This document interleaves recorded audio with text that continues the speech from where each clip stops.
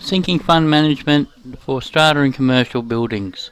What we'll be looking at will be the sinking fund and its main components, and the history of sinking funds and the requirements of that in the industry around Australia, to give you a good idea on how these sinking funds come together and how they come about, I suppose. So this will give you a good insight on how these are prepared and what people look at when preparing one of these sinking funds. Alright, so when you own a unit, there's usually two funds that most people look at. One is your administration fund, which is your day-to-day expenditure, and also the sinking fund, what we'll be looking at, which is your big ticket items. Okay, so we'll go on to the next slide. Okay, so what is a sinking fund? So a sinking fund is a detailed and comprehensive estimate of the council's corporate sinking fund expenditure for the next 10 years.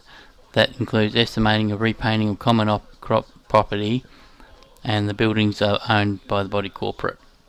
So if you look at maintaining your vehicle and servicing your car, you've got to do the same to the common property area and maintain that as if it was back in its original state. So that's the whole point of that sinking fund, and that from there. So there's a few components that are in the sinking fund what we need to look at. So we need to provide for the necessary and reasonable expenditure from the sinking fund for that financial year.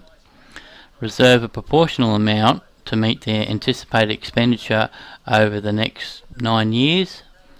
And also you've got to take into account the anticipated expenditure of the capital nature, as well as the period replacement of these items of a major capital nature, and also other capital that should be reasonably met in that time period. So it gets a little bit confusing sometimes to work out what needs to go in and what doesn't, but we can look at that a little bit later on.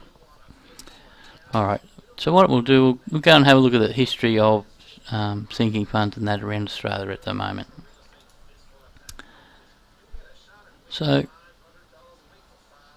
in Queensland, it was originally introduced in 1987. This was looked at or coined by Leary and Partners. They were the first people to come into the industry to put together the sinking funds with that.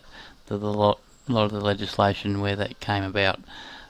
You'll find there's a lot of this stuff in the retirement villages, stuff like that. So then it went into New South Wales in 2004 to 2006. Now this was introduced over a 3-year period because there was like 777,000 unit complexes in New South Wales. They thought this is going to be a bit difficult for us to implement this all in one hit, so they had that on a 3-stage approach. In the ACT, the sinking fund forecast was introduced in 2009, so that was a little bit later from the legislation from there. In Victoria, it was also brought in 2009, but only for units over $200,000 in turnover or 100 units in size. There's some trends now that the smaller units are now increasing, and they call it a maintenance plan in Victoria, and also in Tasmania's legislation it's done by the likes of the committee if they feel like doing one of those. So in WA, South Australia, Northern Territory, they call it a reserve fund forecast, and there's no legal requirements to have a forecast done in that period of time. So it's quite interesting to see on how this stuff all goes together with all the history of the sinking funds in Australia, and this is governed by the Strata Community Australia.